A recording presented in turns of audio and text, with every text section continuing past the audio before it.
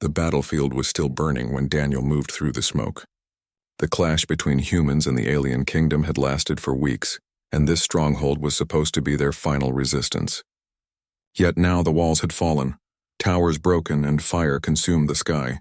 The sound of steel and shouting was gone, replaced by the low crackle of flames and the cries of the wounded. Daniel was tired. His armor was scratched, his shoulders heavy, and his rifle had overheated hours ago. He carried only a sidearm now, but he still moved carefully, scanning every broken hall for survivors or enemies. His unit had scattered in the chaos, and he was alone.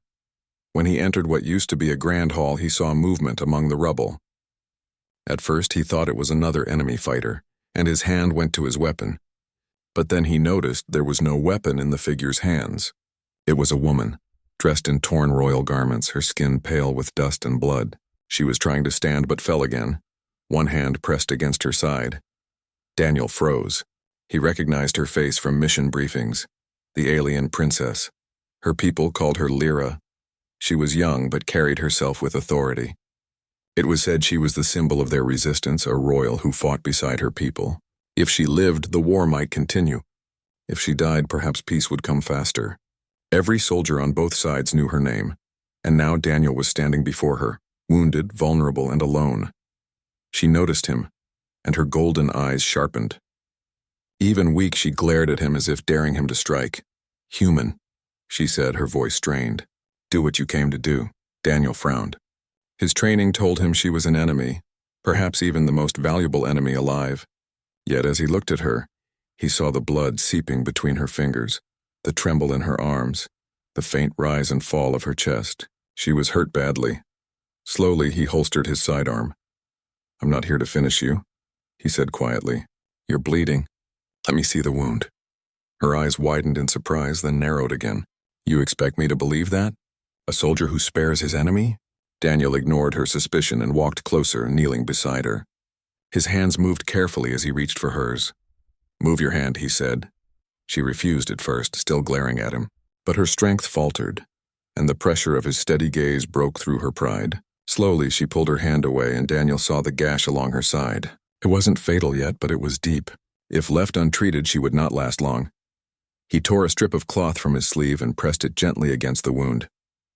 She hissed in pain, but his hands remained steady. "You're too gentle," she muttered, almost to herself. "Too careful for a soldier." Daniel didn't answer. He just kept working. Moments later, another figure stumbled out from behind the rubble. It was an older alien woman dressed in healer's robes, her nurse. She rushed forward, relief flooding her face. "Princess Lyra," the nurse cried, kneeling beside her. Then she looked at Daniel with suspicion. "Human, what are you doing to her?" "Saving her life," Daniel replied calmly. The nurse hesitated, watching his hands as he cleaned the wound with water from his canteen and bound it tightly. Her eyes softened with surprise. "For a soldier," she said softly, "you are too careful." Daniel looked at her for a moment, then back at the princess. "I've seen too many people die already. I won't let another if I can help it." Lyra studied him silently. She wanted to argue, to spit out words of pride, but something inside her shifted. This human didn't look at her like an enemy or a prize. He looked at her as if she were simply a person who needed help. The nurse touched Daniel's arm lightly. "She will need more care than this. We must get her to safety." Daniel nodded. "Then we'll move." Lyra tried to push herself up but faltered, her body too weak. Without asking, Daniel slipped an arm beneath her shoulders, lifting her gently. She stiffened in his hold, glaring again. "Do not think this means I trust you," she said coldly. Daniel gave a faint smile. "I don't need your trust. Just stay alive." Together, the strange trio moved through the ruins, Daniel carrying the princess's weight with steady patience, the nurse guiding them toward a safe path. Every step echoed with tension, the nurse watching Daniel closely, the princess caught between pride and gratitude, and Daniel himself walking a line between duty and compassion. But in that burning fortress, one truth had already been planted. The human soldier who was supposed to be an enemy had shown more care than either of them expected, and though none of them admitted it yet, that small truth would change everything that followed. The ruins of the fortress stretched for miles. Smoke curled into the sky. Broken walls leaned against one another like tired giants, and the air carried the sharp smell of burned stone and metal. Every step echoed the memory of the battle. Daniel kept walking, supporting Princess Lyra with one arm. She leaned against him, but her back stayed stiff with pride. She hated the weakness in her legs, hated the way her body betrayed her strength. More than that, she hated depending on a human soldier. Yet every time she tried to pull away, the pain from her wound forced her to remain close to him. The nurse walked just ahead, scanning the path with wary eyes. She knew hidden dangers could still linger, fallen beams ready to collapse, unstable rubble, or even enemy patrols. Every few steps she glanced back at Daniel. Her eyes no longer held sharp hostility, but neither did they carry full trust. "Where are you leading us?" Daniel asked after some silence. "There is a shelter not far from here," the nurse said. "A place we used for the wounded before the fortress fell. If it still stands, we may find supplies." Daniel nodded. His arm adjusted to keep Lyra steady. She did not speak, but he could feel her gaze on him, measuring, questioning, searching for answers she did not want to ask. After a time, the princess broke the silence. "You fight against my people," she said quietly. "You destroy our homes, burn our cities. Why save me now?" Daniel kept walking, choosing his words carefully. "Because you are hurt. And hurt is hurt no matter which side you are on." Her golden eyes narrowed. "That makes no sense. You should want me dead. My death would help your army win faster." Daniel shook his head. "Maybe. But it would not help me sleep at night." Her lips parted slightly, caught off guard by the honesty in his tone. No soldier she had ever met spoke like this. Most of them shouted about victory, about duty, about orders. But this human spoke about sleep, about guilt, about something that felt almost personal. The nurse studied him as well. There was something different in his voice, something that did not sound like the tongue of a hardened killer. Finally, they reached what used to be a storage chamber carved into the cliffside.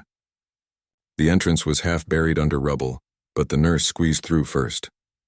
Daniel followed with Lyra, carrying her carefully past the broken stone. Inside, the air was cooler. Dust covered the shelves, but some containers remained intact. Old bandages, herbs, and a cracked water jug lay scattered. It was not much, but it was enough. Daniel set Lyra down gently on a makeshift bed of cloth. She hissed in pain when her side brushed the ground, but his hand softened her landing. The nurse knelt beside them. "I will clean the wound again." "Soldier, hold her steady." Daniel placed his hands lightly against Lyra's shoulders. She glared at him as if daring him to touch her too roughly. Instead, his grip was steady, firm enough to keep her from moving, but gentle enough not to cause more pain. The nurse dipped a cloth in the water jug and pressed it against the wound.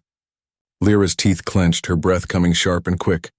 But Daniel's presence calmed her more than she expected. He spoke softly, almost absent-mindedly. "Breathe slowly. In, out. Focus on the rhythm, not the pain." Her eyes flicked to his face.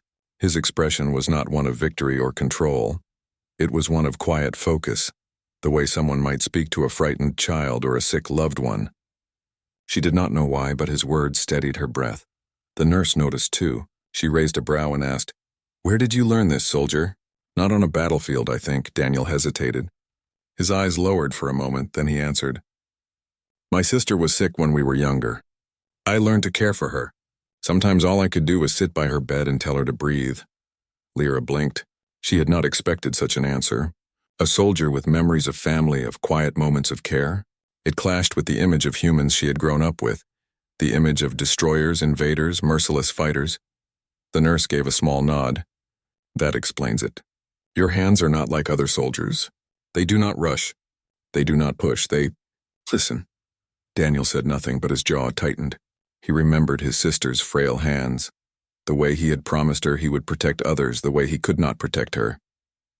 For a while, the chamber was silent except for the soft work of cleaning and binding wounds. The fire outside crackled faintly, but here in the cool shelter time seemed to slow. When the nurse finished, she sat back, wiping her hands. "She will live if infection does not claim her. But rest is needed." Daniel nodded, looking at the princess. Her eyes were half closed, exhaustion pulling her down. Yet before she drifted off, she whispered faintly, "You are not what I thought a soldier would be." Daniel met her gaze and replied simply, "And you are not what I thought a princess would be." Her lips curved in the smallest ghost of a smile before sleep took her. The nurse pulled a blanket over the princess. then turned to Daniel. She studied him with serious eyes. "You are dangerous, soldier," she said. Daniel frowned. "Because I carry a weapon?" "No," the nurse said. "Because you carry something heavier. Mercy. And mercy in the heart of a soldier can change wars." Daniel had no answer for that. He simply leaned back against the wall, his own eyes heavy with exhaustion. The long night passed slowly. Shadows danced on the walls, and the distant rumble of collapsing towers shook the ground from time to time. But inside that shelter, an unusual peace settled, between a human soldier, an alien nurse, and a wounded princess who dreamed uneasily yet safely under his watch. For Daniel, it was only the beginning of a bond he did not yet understand. For the princess, it was the first crack in a lifetime of belief that all humans were heartless enemies. And for the nurse, it was proof that sometimes the universe allowed unlikely hands to save what mattered most. The night inside the ruined chamber was quiet, but the quiet was fragile. Smoke still drifted through cracks in the walls, and the ground shook now and then with distant explosions. The war was not finished. It only waited. Daniel sat awake, his back against the cold stone wall. He had his sidearm in his lap, his eyes half closed but always alert. Across from him, the nurse dozed lightly, her head resting against her arm. The princess lay on the makeshift bed, her breathing slow, her face pale but calmer than before. Daniel's mind wandered. He thought of his sister again, of nights he had stayed awake at her bedside, waiting for her to breathe easier. The memory filled his chest with both warmth and ache. He wondered if she would understand what he was doing now, helping someone the world called an enemy. The sound of a pebble shifting outside pulled him from his thoughts. His hand tightened on his sidearm. Slowly, carefully, he stood and moved toward the chamber entrance. The nurse stirred, watching him with tired eyes, but did not speak. Daniel leaned close to the rubble-filled doorway and listened. At first, there was only the faint crackle of fire.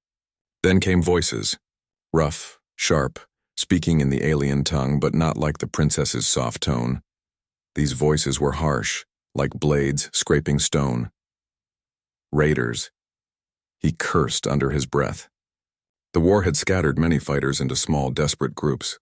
Raiders hunted the ruins for survivors, for supplies, sometimes just for cruelty. They would not care that the princess was wounded. They would care only for the prize she represented. Daniel turned back quickly. "We need to move now." The nurse's eyes widened. "Raiders?" He nodded. "Too close." Lyra stirred weakly at their voices, her eyes opening just enough to see Daniel's tense stance. "What is it?" she whispered. "Trouble," Daniel answered. He crouched beside her, his tone calm but urgent. "Can you walk?" She tried to push herself up but winced as pain lanced through her side. "Not far." Daniel gritted his teeth. He knew carrying her again would slow them, but leaving her was not an option. He slid his arm under her shoulders. "Then I'll carry you." Her pride flared. "I do not need—" "We don't have time," he cut her off gently but firmly. "Trust me, or we all die here." For a heartbeat, their eyes locked. Her pride wrestled with reason, but in the end, she nodded once. Daniel lifted her carefully, cradling her against his chest, and signaled the nurse to follow. They slipped out through a narrow crack at the back of the chamber, moving into a collapsed corridor. Daniel's boots crunched softly on broken stone. He moved with quiet speed, every sense alert. But the raiders were hunters. It did not take long before shouts echoed behind them. The chase had begun. The nurse's breath came quick with fear. "They are many," she whispered. "Keep moving," Daniel said. His voice was steady, but his mind raced. He had only his sidearm and a few bullets. Against a full raider pack, that was nothing. The corridor opened into a shattered courtyard. Moonlight spilled through holes in the broken roof, casting pale silver over the rubble. Daniel set the princess down behind a fallen column, his movements quick but gentle. "Stay here," he told her. "Don't move unless I tell you." She caught his arm, surprising herself as much as him. "You will face them alone?" Daniel gave a faint smile. "That's what soldiers do." Her grip tightened. For the first time, fear edged her voice. "You cannot fight them all." "Maybe not," he admitted, pulling his arm free, "but I can buy time." He stood, moving out into the open, his weapon raised. Shadows flickered at the edges of the courtyard. Figures emerged, alien raiders with jagged armor, their eyes burning with hunger and cruelty. One of them snarled in their harsh language, pointing at Daniel. Another barked laughter. They thought him weak prey. Daniel fired first. His shot cracked through the night, dropping the lead raider before he could charge. The others roared in anger and rushed forward. The battle was chaos. Daniel moved fast, ducking behind rubble, firing, retreating, striking with brutal precision. Each bullet counted, each movement measured. He fought not with rage, but with fierce determination. Every strike meant to keep danger away from the 2 lives hiding behind the column. The princess watched from her place of cover, her heart pounding. This was not the careful healer who had bound her wound. This was a storm, moving with deadly skill, fighting with the kind of strength she had been taught to fear in humans. And yet he fought not for conquest, not for glory, but for her. Her chest tightened. The same hands that had touched her injury so gently now held death itself. And both acts came from the same heart. She could not understand it, but the battle was not without cost. A raider's blade slashed across Daniel's shoulder as he blocked a strike. He grunted, pain flashing across his face, but he did not falter.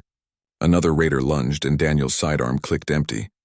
He swung it like a club, knocking the enemy back, then grabbed a broken spear from the ground to finish the fight. At last, the courtyard fell silent. Bodies lay scattered, the air heavy with smoke and blood. Daniel staggered, his chest rising and falling with exhaustion. His shoulder bled freely, but his eyes still burned with focus. He turned back to the column. "It's over," he called, his voice hoarse. The nurse rushed out first, eyes wide at the sight of him wounded. She quickly moved to his side, pressing cloth against his shoulder. "You fool! You cannot protect her if you bleed out." Daniel gave a weak chuckle. "Then stop the bleeding and I'll keep trying." Lyra stared at him, her throat tight. She wanted to speak, to say something sharp, something proud, but all that came out was a whisper. You fought like a beast. But for me..." Daniel met her gaze, sweat dripping down his brow. "I told you. I won't let you die." Her golden eyes trembled. For the first time she saw not just a soldier, not just an enemy. She saw a man carrying both gentleness and fury, someone who bled for her without hesitation. The nurse looked between them, her voice low but full of weight. "Not just a soldier," she said again. "Something more." The words hung in the broken courtyard, heavier than the silence after battle. Daniel pressed his hand against his bleeding shoulder and looked at the princess. Despite the pain, despite the exhaustion, he still managed a small, tired smile. "As long as I'm standing," he said softly, "you'll be safe." And for the first time in her life, Princess Lyra did not know whether her trembling came from pain or from something far deeper, something she could not yet name. Dawn crept over the ruined fortress, spilling pale light through broken towers and shattered walls. The fire from the previous night had died down to smoldering ashes, and the battlefield was quiet now, almost eerily so. Yet the quiet was fragile. Daniel could feel it, the air heavy with tension, waiting for another wave of attackers, waiting for the unexpected. He sat against a broken column, one arm supporting his injured shoulder. Lyra lay on a blanket nearby, her side still bandaged but her breathing stronger. The nurse moved quietly around them, inspecting what little supplies remained. Daniel had kept watch all night, though exhaustion tugged at him. Every time he blinked, he imagined the shadows moving, imagined raiders emerging from the ruins. His hands itched for action, for protection, but he also knew the princess needed care, not fear. Lyra opened her eyes slowly, her gaze immediately finding him. Her chest rose and fell unevenly as she tested herself. The wound still hurt, but she had survived the night. And more than that, she had survived because of him. "You never sleep, do you?" she said, her voice hoarse. Daniel gave a faint smile. "Someone has to watch over you. Someone has to make sure you survive." She tried to sit up, but the pain forced her back down. Her pride flared, though. She hated feeling weak. "I am a princess. I should not need..." "You should need help," Daniel interrupted gently. "Even kings and queens bleed.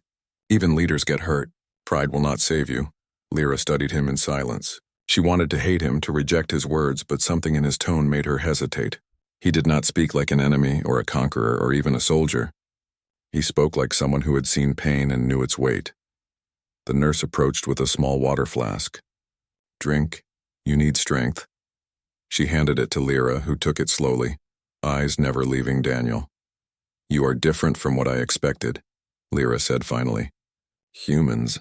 I was told all of you are ruthless." Daniel shrugged lightly. "Some are. Some are not. I suppose you've met both kinds already. The princess considered this. Her mind drifted back to the battle, to the human soldiers she had faced before.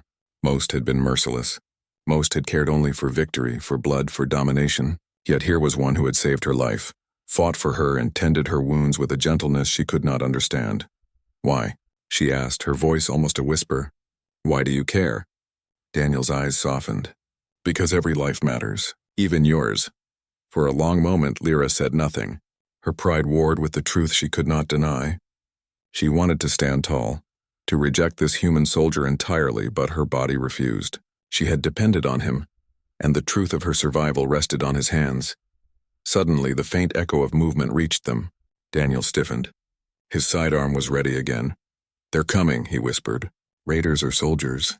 I don't know. But we must prepare. Lyra's heart thumped in her chest. Her pride, her fear, her survival instincts, they all screamed to stand and fight. And yet she was still weak. She could barely lift her side without wincing in pain. Stay back, Daniel said. I'll handle them. I can fight, she said, struggling to her feet. Pain lanced through her side and she staggered. I won't hide while you fight for me. Daniel shook his head. You need rest. You are hurt. I am a princess, she snapped, more at herself than at him. I cannot let a human protect me like I am helpless. Daniel took a step closer, his tone calm but firm. You are not helpless. You are injured. If you push yourself now, you may never recover. But if you stand with me, we fight together and we both survive. Lyra's chest heaved. The words struck her, the truth hidden beneath them. She could continue to be proud and stubborn, or she could accept the hand extended to her, someone who had saved her, fought for her, and respected her as a person. Slowly, deliberately, she nodded. Then I fight with you. Daniel's faint smile carried relief. Good, then stay close. Watch my movements. Move only when I signal. The shadows in the ruins began to shift. Figures emerged from behind broken walls. Raiders who had survived the previous night's assault. Their eyes glinted in the morning light, their blades jagged and cruel. Daniel moved first, taking the lead. He fired when necessary, striking with precision, but more importantly, he guided Lyra through cover, showing her where to move, when to duck, when to strike. She followed his instructions, stepping into the rhythm of the fight. Her first attempt to swing a weapon was clumsy, but Daniel caught her wrist lightly and adjusted her stance. Like this, he said softly. Control, not strength. She gritted her teeth, focusing on every instruction, and soon her movements became sharper.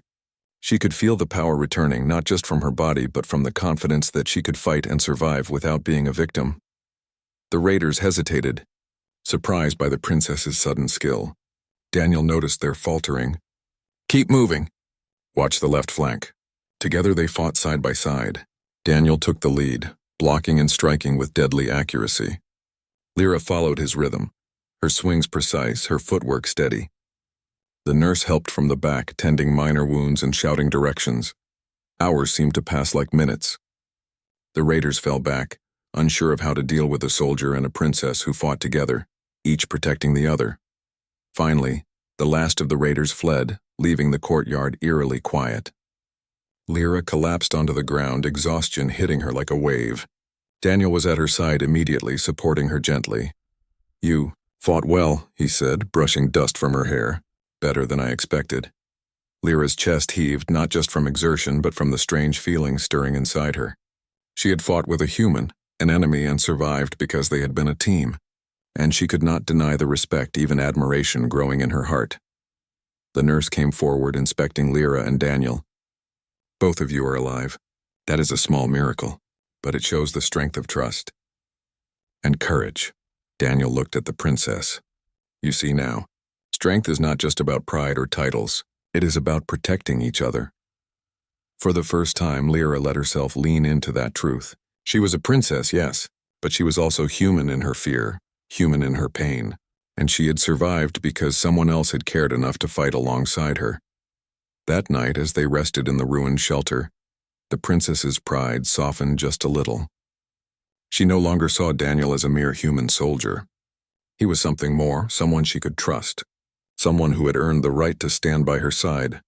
And somewhere deep inside, she knew that tomorrow, when the war continued, Their bond would make them stronger than either could be alone.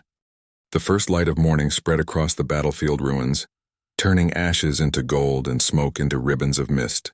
Daniel, still nursing his shoulder, helped Princess Lyra step carefully through the shattered courtyard. Her wound had been dressed, and though her steps were cautious, she no longer needed to be carried. Pride and determination guided her now. The nurse walked beside them, her sharp eyes scanning the horizon. The fortress may be lost, but the outside world is not yet claimed. We must reach friendly territory before the enemy regroups. Daniel nodded, keeping his hand lightly on Lyra's back, ready to support her if she faltered. She did not push him away this time. Instead, she walked with steady steps, her golden eyes focused but thoughtful. You were right, she said quietly, almost to herself. Strength is not just in fighting alone. It is in protecting and in trusting others. Daniel glanced at her, surprised. I'm glad you understand. She looked down, biting her lip. I didn't want to trust a human. I never thought I could. Daniel's expression softened. Then let me earn that trust. Not with words, but with actions. Every step, every fight, every choice I make. Let it show you that I mean what I say. The princess paused for a moment, then nodded. I will watch. They continued along the ruined path, moving cautiously through debris and over fallen walls. The air was heavy with the scent of war, but the silence was a relief. No cries of battle, no screams, just the faint wind brushing through shattered stone. As they moved, Daniel noticed small things. Tracks in the dirt, broken branches that suggested someone had passed before, perhaps watching. He kept his senses sharp, guiding the princess and the nurse around hazards. Every now and then he would glance back at her to make sure she could keep pace. Hours passed like this. Then in the distance they saw it. A small group of allied soldiers, human and alien, waiting near the edge of the forest that marked the border between the territories. Relief flooded Daniel. They were not alone anymore. Look, he said softly, pointing. Allies. The princess followed his gaze. She felt a strange mix of relief and pride. She had survived, not because of her title or training alone, but because of a human who had fought beside her, protected her, and treated her with care she had never expected. The allied soldiers approached cautiously, their eyes widening as they saw the princess alive and the human who had protected her. Murmurs ran through their ranks. A commander stepped forward. Princess Lyra. You are alive? Lyra held her head high. Thanks to him, she said, gesturing toward Daniel. This soldier saved my life. Gasps rippled through the soldiers. Some of them had expected the human to be another enemy, another threat.